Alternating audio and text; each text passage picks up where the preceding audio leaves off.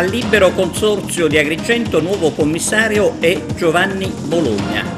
E al Libero Consorzio riunione dei sindaci per la conferenza sulla rete scolastica. A difesa degli anziani anche la Confartigianato. Altre iniziative per la settimana dedicata alla protezione civile. Accordo tra la nostra emittente e la società dell'Acragas per trasmettere in differita le partite. Concluso il corso per istruttore di padel. Le immagini di Reggio Calabria Licata fornite dalla redazione di Wisport, che ringraziamo.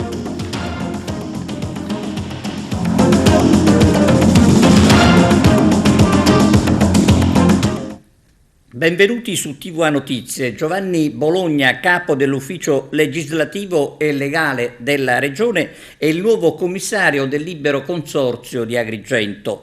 Lo ha intervistato Arturo Cantella. Oggi qui la sua prima presenza al Libero Consorzio per presiedere un importante evento che è quello della presidenza della futura commissione dedicata al settore dell'istruzione. Come valuta questa iniziativa e quale sarà anche il suo impegno alla guida della provincia di Agrigento? Preliminarmente vorrei salutare tutti gli ascoltatori che ascolteranno questa intervista e anche portare un saluto a tutti i cittadini della provincia di Agrigento, di cui mi onoro di essere solo per un breve periodo il commissario e mi auguro anche di portarlo alle legittime elezioni nel più breve tempo possibile. Ci auguriamo in primavera, una volta approvata la riforma che si auspica venga approvata in tempi abbastanza rapidi. Il mio insediamento è stato la settimana scorsa, abbiamo già adottato delle decisioni urgenti che si erano rese necessarie in attesa appunto della nomina del commissario. Oggi ci troviamo a dover eleggere da parte dell'Assemblea dei Sindaci di numero 7 componenti di un comitato che andrà a decidere su delle scelte fondamentali in materia di istruzione e di rete territoriale degli istituti scolastici della provincia. I partecipanti, numerosi rispetto anche al passato, in rappresentanza appunto dei territori, quindi sindaci, assessori, con molto senso di responsabilità hanno partecipato numerosi. In questo momento si stanno decidendo quelli che sono gli effetti di una lista unitaria per consentire non una rappresentanza frammentata di soggetti che sono stati eletti singolarmente, ma attraverso una coesione, una corale scelta che rispetti il dato numerico e territoriale della provincia, possa al meglio difendere quelle che sono, provare a difendere quelle che sono le aspettative della provincia di Agrigento, senza difese corporative, ma per la difesa di principi generali ed astratti che però poi nell'applicazione concreta devono trovare un bilanciamento tra quelli che sono appunto i principi e quelle che sono poi le applicazioni concrete in un territorio che è molto variegato, che va da con grandi comuni, piccoli comuni, con zone montane, altre di mare, che hanno delle priorità legate anche alla viabilità e alla mobilità, proprio all'aspetto proprio morfologico della provincia, che richiede una rappresentazione massima e una coesione fra i rappresentati che possa fare della unione la forza.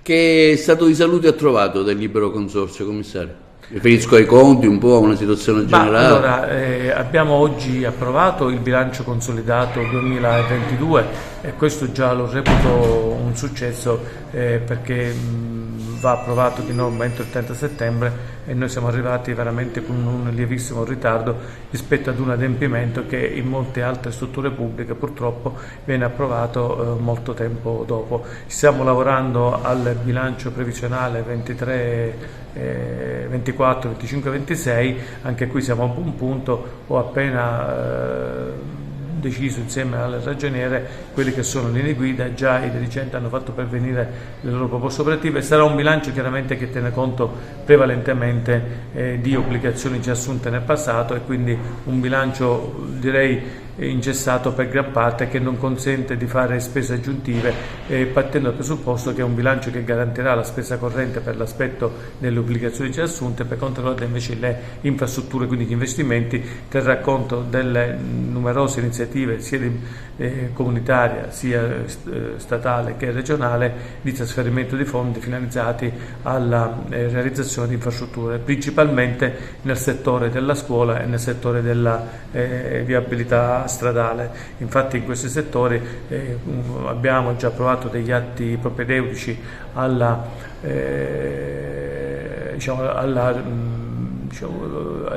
agli investimenti in questi due settori, in particolare il piano triennale delle opere pubbliche, il piano triennale degli acquisti dei beni e servizi, che consentiranno da un lato di dare gli incarichi per poter sviluppare le progettazioni previa esame del rischio sismico e altre attività tecniche, che poi consenta di avere approvati e speriamo anche finanziati tutte quelle opere che consentono di, la migliore utilizzazione delle strutture pubbliche, dando finalmente spazio a quelle che sono le legittime esigenze che oggi leggo sulla stampa dei cittadini della provincia, che vogliono delle scuole sicure, certe, vicine ai centri dove si risiede, per poter consentire una partecipazione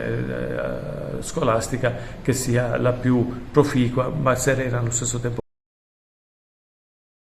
E al Libero Consorzio, riunione dei sindaci per eleggere i componenti che parteciperanno alla conferenza provinciale della rete scolastica. Ascoltiamo il segretario generale del Libero Consorzio, Piero Amorosia, al microfono di Arturo Cantella. Questa sera ci siamo riuniti in assemblea con tutti i sindaci della provincia, proprio come appuntamento annuo, per dare un senso alla razionalizzazione scolastica. Era compito dei sindaci, o meglio dell'assemblea, eleggere 7 componenti che poi andavano a rappresentare anche geograficamente, secondo una ripartizione territoriale, a rappresentare i singoli comuni, fermo restando poi che i compiti principali saranno poi devoluti al provveditorato, che si spera possa seguire quelle che saranno le indicazioni politico-amministrative dei sindaci. L'assemblea ha eletto, a parte il comune di Agrigento, che è d'ufficio e membro, Sciacca, Licata, Bivona, Grotte, Canicattì, Casteltermini e Ribera. Saranno questi, oltre ad Agrigento, i rappresentanti che in sede di razionalizzazione dell'organizzazione scolastica, almeno per un anno, avranno il loro ben da fare.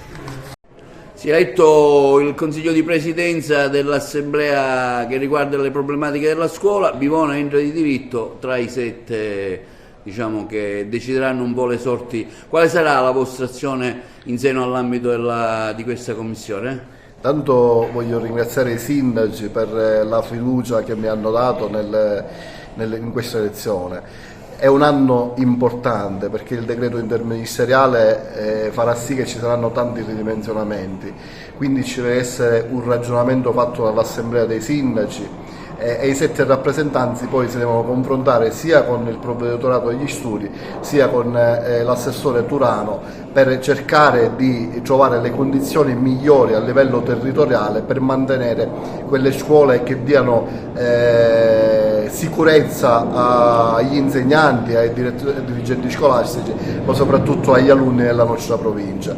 Non si può fare un taglio lineare di tutto, ma bisogna fare un ragionamento serio e soprattutto di prospettiva. Anche perché le problematiche sono tante del territorio, a cominciare dai trasporti in primis.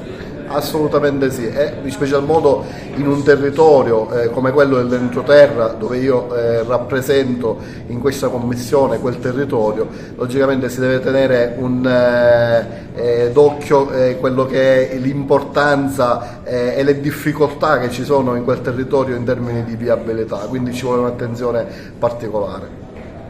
Assessore, Agrigento entra di diritto in questa elezione che riguarderà un po' la commissione dei sindaci sulle tematiche della scuola. Lei rappresenta l'assessorato ad Agrigento, ecco il suo punto di vista e su come potrà incidere anche l'azione politica della commissione. Ma penso che anche in base alle discussioni che sono state portate già in questa fase all'interno dell'Assemblea dei Sindaci, oggi più che mai bisogna cercare di fare buona politica. Una norma che rischia di compromettere seriamente quella che è l'attuale modo di conoscere la scuola in provincia di Agrigento. Si parla di una perdita dagli 8 alle 10 istituzioni scolastiche solo in provincia di Agrigento, quindi sarà opportuno o necessario fare un buono intervento di sintesi all'interno della conferenza dei sindaci e portare alla Regione una proposta che abbia una sua bontà e che quindi possa tutelare quanto più possibile tutte le situazioni all'interno della provincia di Agrigento. L'accorpamento delle scuole vuol dire un po' la morte della didattica, perché vengono a mancare meno quei ruoli dirigenziali che mantengono in vita un istituto con le sue tante, diciamo, iniziative didattiche, no? Diciamo che la perdita dell'autonomia rischia di compromettere il regolare funzionamento delle scuole. La mission, che è l'attività didattica e che ha al centro l'alunno, non si perde in seguito al dimensionamento. Vero è che un dirigente scolastico che magari è chiamato a seguito all'accorpamento a gestire più scuole, più plessi in più comuni, può perdere l'obiettivo, il controllo di quella che è la situazione all'interno della scuola, compromettendo e rendendo sempre più difficile il regolare funzionamento. Un breve flash sulla situazione di Agrigento, visto che lei è l'assessore, brevemente. Allora, noi ad Agrigento abbiamo 5 istituti comprensivi ed altrettanti istituti superiori. La situazione però non riguarda solo il comune di Agrigento, perché quest'anno la normativa prevede che il parametro di funzionamento dell'istituzione sia parametrato a livello regionale. La regione ha fatto i suoi calcoli, ha fatto i suoi conteggi e prevede come parametro di mantenimento dell'autonomia scolastica il parametro di 960 alunni. Questo dovrebbe comportare a regime una contrazione a livello regionale da 802 a 710 istituti, cioè la Sicilia perderà circa 90 istituti scolastici. E questo con una quota parte della provincia di Agrigento dovrebbe essere di circa 10 istituzioni scolastiche. È logico che chiediamo che il progetto portato avanti a livello di razionalizzazione sia un progetto che gravi in maniera percentuale su tutte le province della Sicilia e non si faccia gravare maggiormente su alcune province a discapito a favore di altre. Oggi un incontro dei comuni, dei sindaci, assemblea dei sindaci, per discutere sulle problematiche della scuola in provincia e discutere anche l'elezione del Consiglio presidenziale. Ecco, lei come sindaco come vede la situazione in generale dell'istruzione in provincia? Oggi c'è l'Assemblea dei Sindaci per eleggere i 7 rappresentanti del Comitato sulla riorganizzazione della rete scolastica provinciale. Purtroppo sto constatando gli interventi dei colleghi e degli addetti ai lavori che avremo ancora un ridimensionamento, quindi la volontà che abbiamo manifestato forte è quella di una contrarietà a quella che sarà la nuova linea dettata dal governo nazionale e regionale sul ridimensionamento. Siamo ormai una regione che è soggetta allo spopolamento, non possiamo continuare ad ridimensionare e ad perdere posti di lavoro, perché la perdita dei posti di lavoro significa l'emigrazione dei nostri giovani e l'emigrazione delle nostre famiglie. La vostra azione quale potrebbe essere nei confronti degli organi che dirigono? Mi riferisco sia alla Regione che eventualmente anche allo Stato. Propositiva, critica o solo consultiva? Diciamo che purtroppo il governo nazionale deve fare anche i conti con quelle che sono le risorse finanziarie che ha, ogni anno subiamo dei tagli. E però bisogna tenere conto anche delle realtà che hanno un disagio territoriale, mi riferisco alle aree montane e a tutti coloro che purtroppo per una viabilità non sempre splendida porta ad evitare che l'accorpamento porti in giro e quindi molti insegnanti, molti presidi o molti dipendenti a dover affrontare ore di viaggio per raggiungere il proprio posto di lavoro. dobbiamo cercare di trovare una soluzione che contempera quelle che sono le esigenze finanziarie, le esigenze di bilancio dello Stato con quelle che sono le esigenze di un territorio che è stato sempre maltrattato e che ha detto ora che non si può più continuare con questa linea del rigore, portando, come ha detto poco fa, le nostre famiglie e i nostri giovani a emigrare. Campagna di sicurezza per gli anziani. È questo il titolo dell'iniziativa della Confartigianato. Arturo Cantella.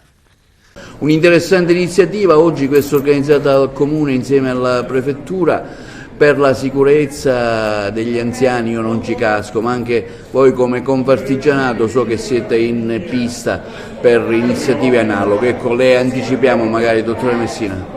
Noi prima della fine dell'anno stiamo organizzando un incontro con tutte le persone anziane per cercare di distribuire questo nostro opuscolo in cui vengono evidenziate delle cose che spesso e volentieri gli anziani cascano e noi stiamo cercando di fare presente le attenzioni che debbono curare per tutto questo. Ecco, in sintesi, quali sono le raccomandazioni dell'opuscolo? Ma guardi, qualunque cosa, siccome purtroppo in realtà le attenzioni di truffe rivolte agli anziani cambiano di giorno in giorno, noi diciamo state molto attenti, ma soprattutto cercate di informarvi e quando vi sentite a disagio informate le forze dell'ordine che vi possono dare una mano d'aiuto. In occasione della settimana della protezione civile che si concluderà domenica, abbiamo sentito il vice prefetto di Agrigento Elisa Vaccaro e due rappresentanti dei Vigili del Fuoco e del Libero Consorzio.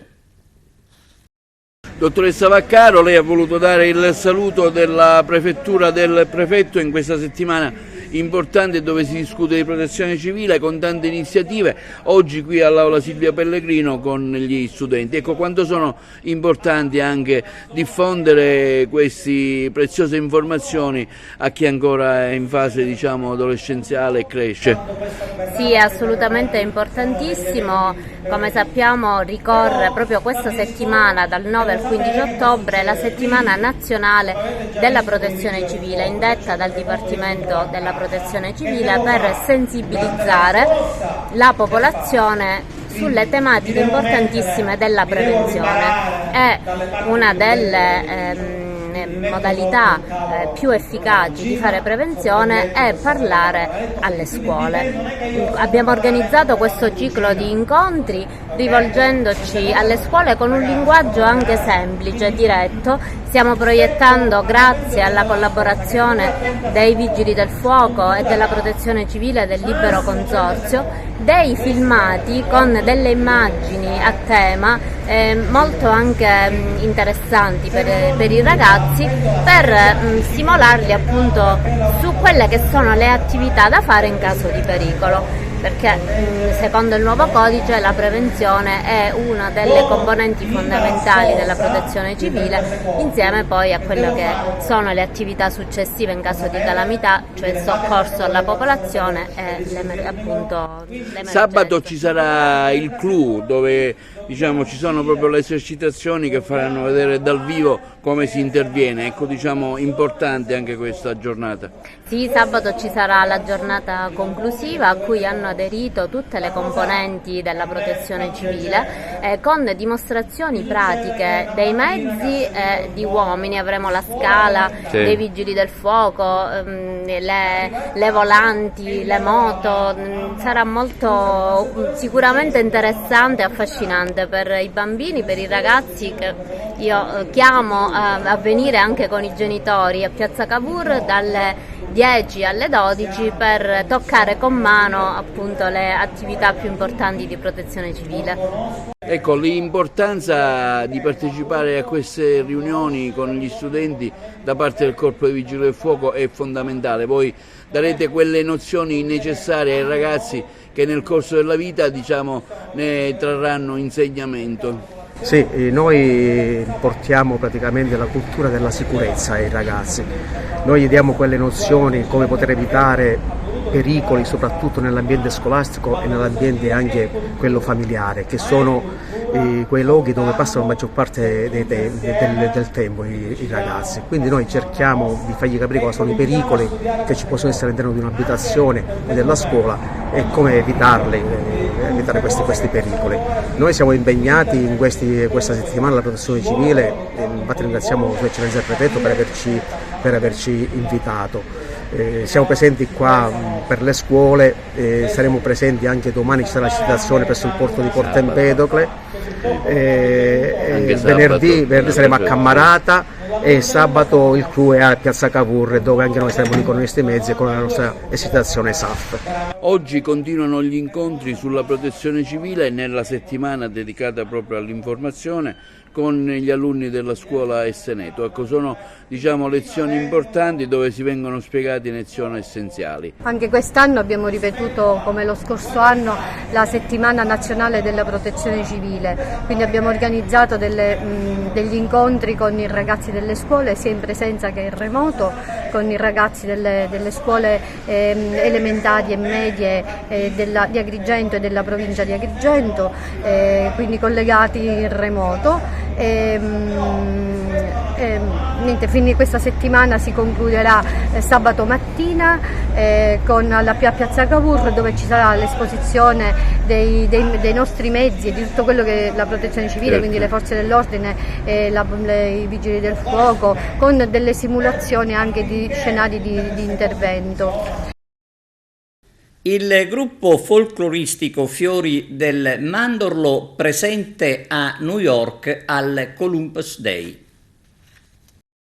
A Manhattan di New York si è svolta la 79esima parata del Columbus Day, la più grande celebrazione negli USA della cultura e della tradizione italoamericana. Lungo la Fifth Avenue a Midtown, immersi tra le bandiere italiane, c'è stata una lunga sfilata di rappresentazioni culturali del mondo del teatro, della musica, del mondo americano-italiano, tra questi anche una delegazione della nostra città, con il gruppo folcloristico Fiori del Mandorlo, ben presente con i suoi fondatori Filippo Mandracchi e Tiziana Barone. Insieme al gruppo, il giorno della sfilata, anche il ministro della cultura italiano Gennaro Sangiuliano, che ricordiamo ha nominato la nostra città capitale della cultura 2025. Anche il governatore della città di New York, Katie Hochul, ha voluto personalmente conoscere i rappresentanti del gruppo siciliano Fiori del Mandorlo, postando anche una foto ricordo della giornata memorabile. In segno di accoglienza il gruppo si è anche esibito durante la sfilata del Columbus Day per salutare i tanti presenti, esibendosi sul gran tappeto rosso della Quinta Avenue.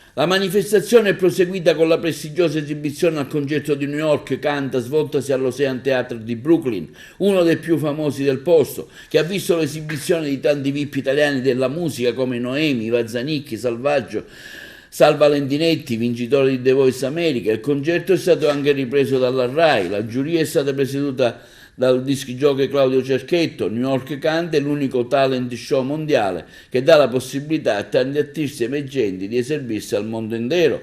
Il gruppo agrigentino Fiori del Mandorlo si è anche esibito all'accoglienza prima del concerto davanti al teatro di Brooklyn e ha anche successivamente premiato sul palco la vincitrice di New York Canta, la giovanissima Kimono, che ce l'ha fatta tra i 12 partecipanti al concerto con il brano musicale in ostaggio e che ha già partecipato a X Factor.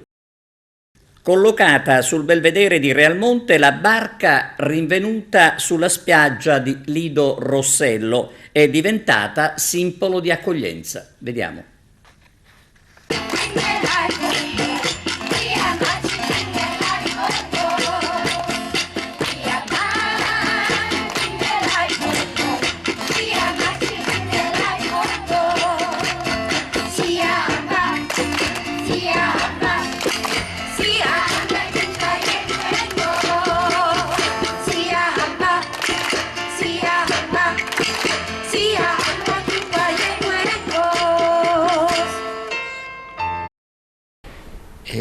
momento interessante, importante, perché la comunità accoglie e riflette su un problema che è quello dell'immigrazione.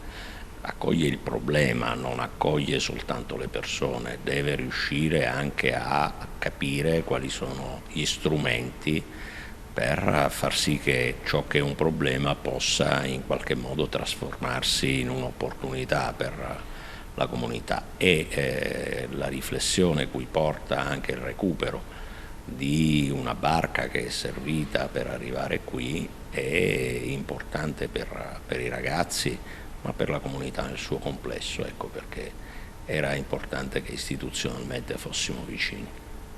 Il Comune di Realmonte accoglie, all'insegna della fraternità e appunto dell'accoglienza è stato portato avanti un progetto che parte da un input dell'amministrazione comunale che rappresento e ha trovato immediatamente riscontro nella parrocchia. Don Fabio Majorana ha portato avanti con le associazioni e con tanti volontari che hanno partecipato su base appunto volontaria e gratuitamente alla realizzazione e riqualificazione delle opere e delle installazioni che hanno interessato il relitto. Che dire, un relitto che approda, che è frutto di un reato, di una migrazione, di tanto dolore, di tanta sofferenza, diventa un simbolo, che è il simbolo della pace, della fraternità, dell'accoglienza e che ti dà speranza, ti dà la misura di appunto un'amministrazione che vuole essere sempre più in quella direzione della bellezza a cui noi facciamo riferimento, che vuol dire avere valori, condividere i valori, portarli avanti, avere rispetto delle regole, avere il senso della legalità ed essere nella legalità in un'area peraltro a Belvedere Fai dove l'abusivismo, un manufatto appunto abusivo ha ceduto il passo alla bellezza, alla legalità, quindi Realmonte c'è, è una bellissima cittadina, è fatta di gente per bene, accogliente e che fanno un percorso all'insegna appunto della fraternità. Il messaggio che vogliamo lanciare in questo evento è quello della fraternità. Questa barca è arrivata proprio a Lido Rossello nel marzo del 2023 e abbiamo pensato di dare i colori proprio di due nazionalità, l'Africa, ecco il colore verde con l'Europa, e poi abbiamo queste stelle che rappresentano tutti noi che siamo in cammino verso la pace. La colomba è il simbolo della pace e quell'espressione sogniamo un Mediterraneo di fraternità è molto attuale. Siamo in un tempo dove è rispuntata la guerra, anche nel luogo della Terra Santa, e oggi vogliamo continuare a sognare perché la pace sarà presente sempre nella nostra vita.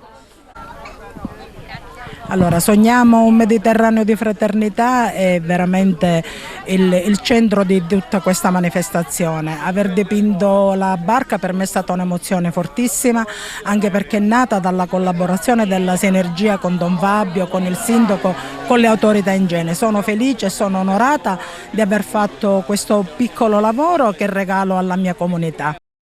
Questo sole, questo mare mi spavento. Quando sono in casa 9200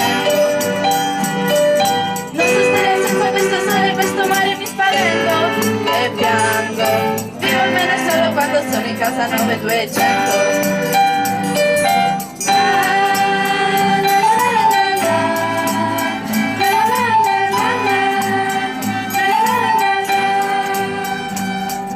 Un sacrificio qui, un varo sbaglio.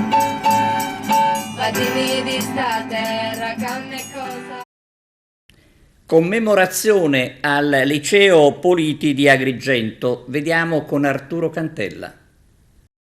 La storia parla di Raffaello Politi, nostro beneamato personaggio agrigentino, ricordato in occasione del 153° anniversario della sua morte, avvenuta ieri 10 ottobre del 1870, intorno alle ore 10.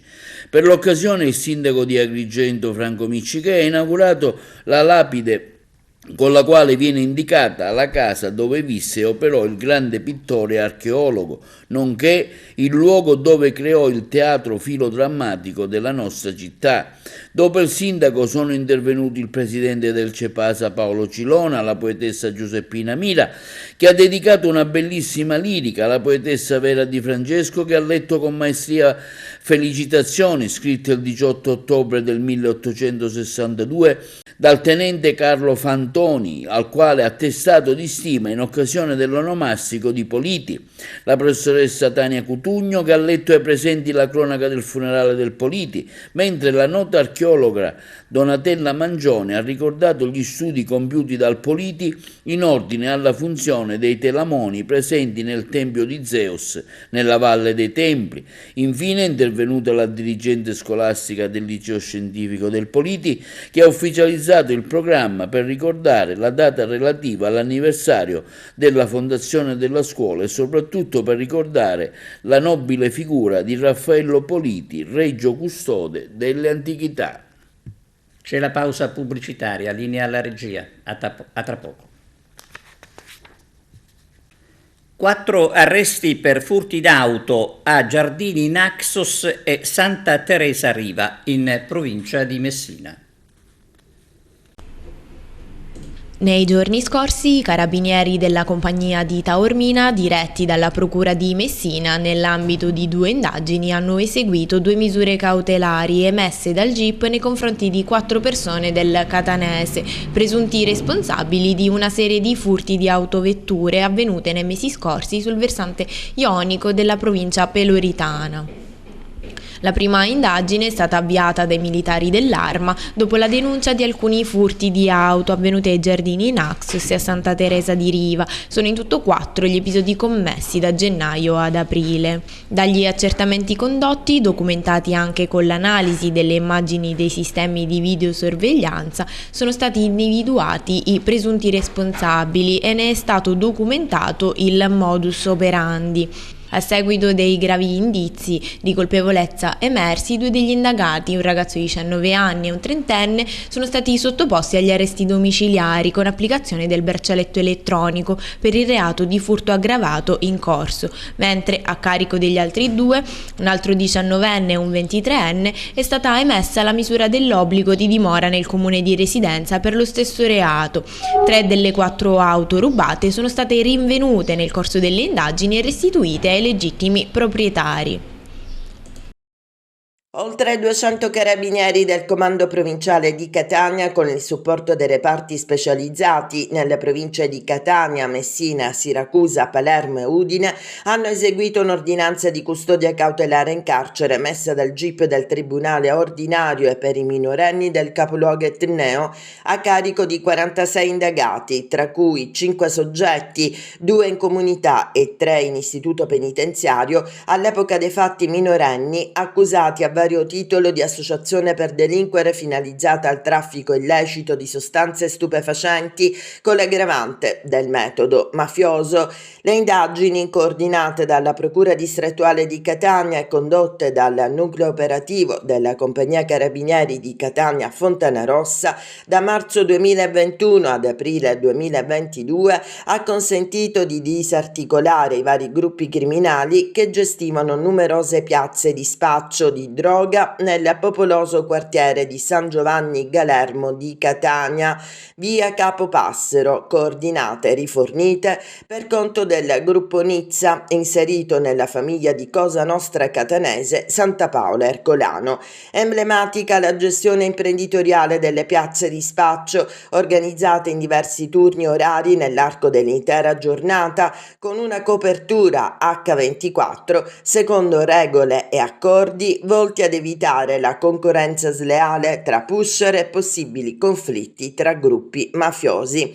Imponente il giro d'affari illecito, stimato in circa 240.000 euro al giorno, prevalentemente destinati al sostentamento degli associati e al mantenimento dei detenuti mafiosi e delle loro famiglie, garantito dai circa 2.500 clienti giornalieri alla ricerca di cocaina, crack, hashish e marijuana. Cambiamenti climatici e sicurezza del territorio. C'è un servizio.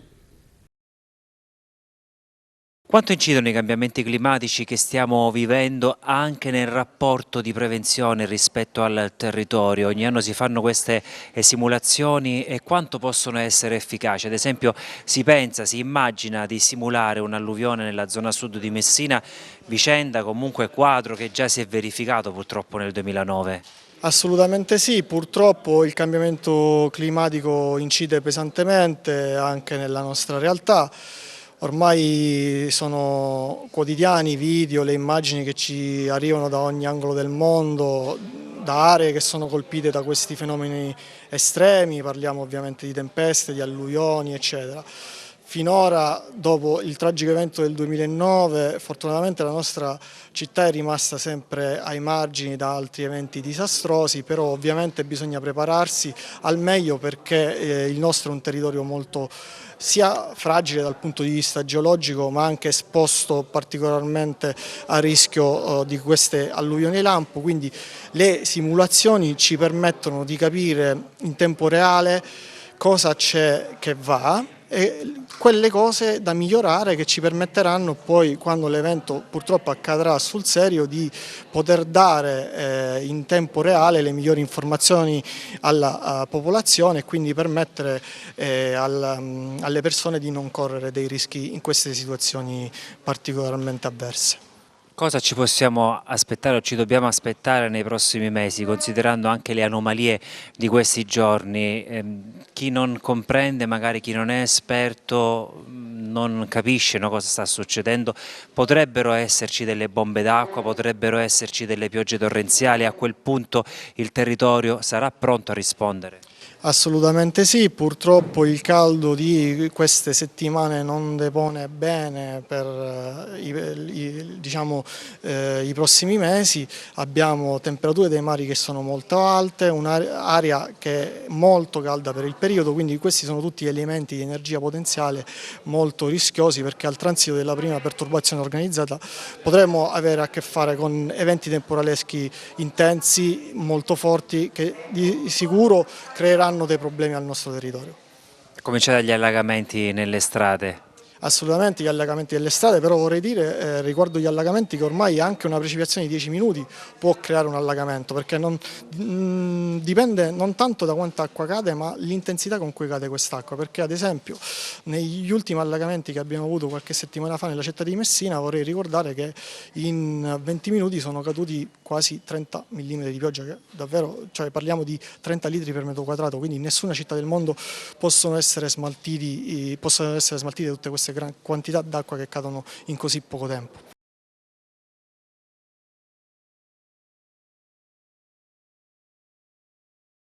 Rifiuti gettati per strada. Prosegue il servizio di controllo del Comune di Agrigento. Sono 20 le infrazioni scoperte dal 28 settembre al 3 ottobre. Purtroppo l'inciviltà di questi individui è dura a morire e forse ci vorrebbero ben altre misure che la semplice multa.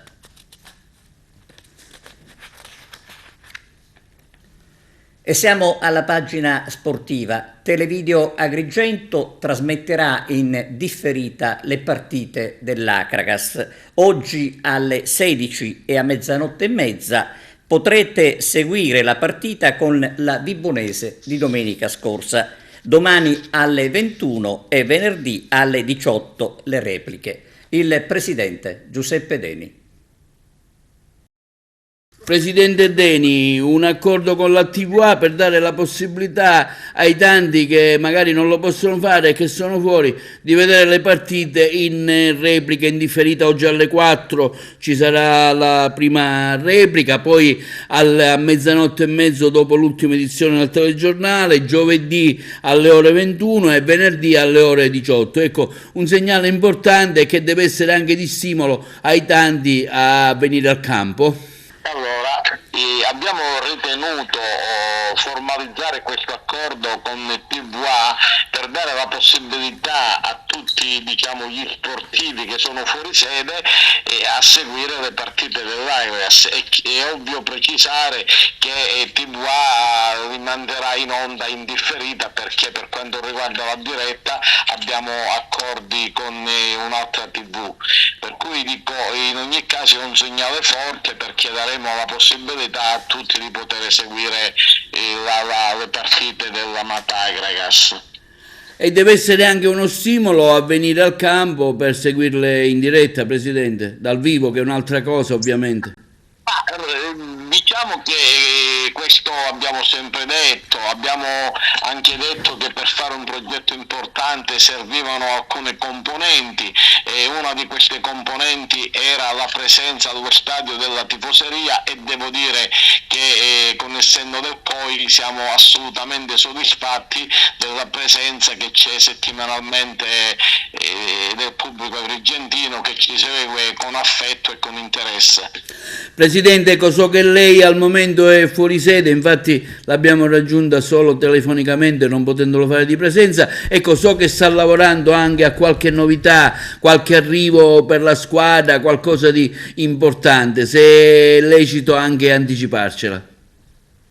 Ma diciamo che stiamo valutando la possibilità di un innesto diciamo come punta centrale, perché abbiamo avuto Litteri che ha avuto un piccolo infortunio, credo che si riprenderà, però mi pare doveroso che su questo fronte, su questo reparto, bisogna che ci sia un'alternativa, e ci stiamo muovendo, diciamo, di conseguenza. Abbiamo novità per i rapporti con il Comune di Agrigento in merito al campo sportivo, alla concessione, all'impianto di luce, cioè agli annunci arrivano qualcosa di concreto o no? Diciamo che per ora le uniche cose che abbiamo visto è la grande sensibilità dell'assessore allo sport, l'assessore Gerlando Piparo, che si è attivato per sistemare alcune cose all'interno della struttura del campo. Abbiamo promesse che sul fronte, diciamo così, strutturale il Comune ha riacquisito la sensibilità per poter soddisfare quelle che sono le esigenze della società, però devo essere anche molto onesto, fino ad ora non abbiamo visto niente, siamo in attesa. Si è concluso ad Agrigento il corso di istruttore di padel organizzato dal Comitato Provinciale ASI. Arturo Cantella. Si è concluso con ottimi risultati il corso di istruttore di padel di primo livello che si è svolto ad Agrigento, organizzato dal settore padel del nostro Comitato Provinciale ASI di Agrigento. Dante Lucchetti, uno dei pionieri di questo sport in Italia, è stato per 3 giorni al Dalli Cardillo Padel Club con 8 allievi provenienti da ogni parte della Sicilia. Argentino di nascita e poi trapiantato in Italia, vincitore del Master Series di Roma nel 2011 e terzo ai campionati europei del 2006 con i colori della nazionale italiana. Lucchetti continua a diffondere la Modern Padel Methodology ovunque per fare crescere nuovi talenti e formare allenatori. Felice perché vedo un gruppo che ha un grande impegno, un gruppo che sta mettendo una grande voglia di migliorare e che crede in la ASI e tutto quello che stiamo lavorando per fare promuovere il padel e farlo crescere. Soddisfazione per l'ottima riuscita del corso è stata espressa da Mario Cucchiara, presidente del Comitato ASI di Agrigento, e Francesco Alfano, responsabile regionale del settore padel e tennis Sicilia. Ai partecipanti è stato consegnato un attestato di partecipazione per il rilascio del diploma di istruttore di primo livello. Dovranno superare nei prossimi mesi un esame pratico e teorico. Soddisfatto il responsabile della Regione Sicilia Padel e Tennis, Francesco Alfano. Ci riteniamo molto soddisfatti, il corso è andato bene, i partecipanti sono rimasti soddisfatti, la loro crescita è stata esponenziale, la collaborazione con il grande maestro Dante Lucchetti è sempre più forte, il suo attaccamento a questo gioco, a questa disciplina è fondamentale, la sua passione ci spinge ancora di più a continuare a fare questi corsi di formazione. Le nostre attività continueranno, abbiamo da poco concluso la fase finale Silver della Championship primaverile, poi l'estate ci siamo fermati per motivi organizzativi, quindi l'abbiamo ripresa. Adesso stiamo programmando di nuovo la Championship, che è una manifestazione a squadre fra circoli invernale, poi faremo l'Asi Padel Tour, che saranno dei tornei itineranti nei circoli affiliati. I nostri circoli crescono e quindi il comitato agrigentino e anche e soprattutto il comitato regionale, cui sono il responsabile, cresce a vista d'occhio. Siamo veramente contenti del lavoro che stiamo svolgendo e piano piano i frutti e i risultati stanno arrivando. Sulla riapertura della piscina comunale, la seconda commissione consiliare del Comune di Agrigento, con il presidente Fabio La Felice, chiede chiarimenti. La seconda commissione consiliare del Comune di Agrigento chiede lumi sulla riapertura della piscina comunale di Villa Seta. L'assessore al ramo Gerlando Piparo informa che il concessionario negli anni precedenti ha effettuato lavori di manutenzione straordinaria sia all'interno che all'esterno dell'edificio e nei mesi scorsi ha provveduto all'accatastamento dello stesso immobile. Ho chiesto di essere autorizzato all'esecuzione delle pratiche finalizzate alla sostituzione dell'impianto termico con l'acquisto di una nuova caldaia a risparmio energetico per migliorare l'impianto e di avere una proroga di 5 anni e adeguare il ticket d'ingresso. L'ultimo adeguamento ISTAT è avvenuto nel 2012 e il Comune dal ticket ha incassato il 25%, deliberata dalla Giunta Comunale 185 del 26 settembre 23. Acquistata la caldaia, si prevede che l'arrivo e l'installazione avverrà entro non oltre l'anno in corso. Il presidente La Felice, insieme ai componenti della commissione Cirino e Contino, si ritengono pertanto soddisfatti, considerate le molteplici sollecitazioni effettuate negli ultimi 2 anni. Reggio Calabria-Licata, partita della 7ª giornata di Serie D. Vediamo le immagini fornite dai colleghi della redazione di WeSport, che ringraziamo.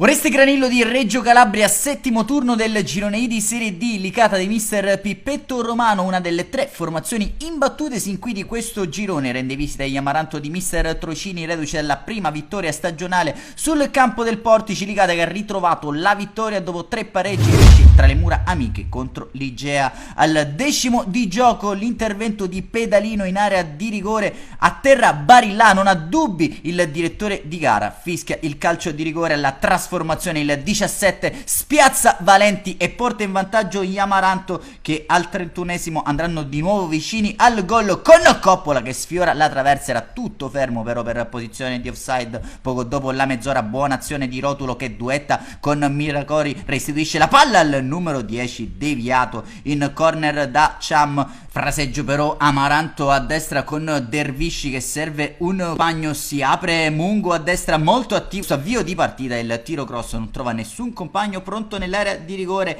Nella ripresa Licata che prova a destarsi dal proprio torpore, ma sempre Mungo a creare i problemi maggiori dentro per Barilla. Marras irrompe in area di rigore senza chiedere permesso, 2-0 per gli Amaranto che con Coppola hanno anche l'occasione per il tris. Attento Valenti a distendersi alla propria destra, il corner Licata per riaccendere le speranze, sbuca Calaiò nel cuore dell'area di rigore, provvidenziale intervento di Martinez a salvare il risultato. Ancora però in campo aperto gli Amaranto pericolosissimi con Barilla che serve un compagno, Calaiò in estirata stoppa Salandria, ancora Mungo in area di rigore a destra, tentativo però che non inquadra il bersaglio grosso. Termina così la partita, LFA Reggio Calabria Licata è già storia e termina per 2-0 in favore degli Amaranto. Un saluto amici appassionati, appuntamento come al solito alla prossima.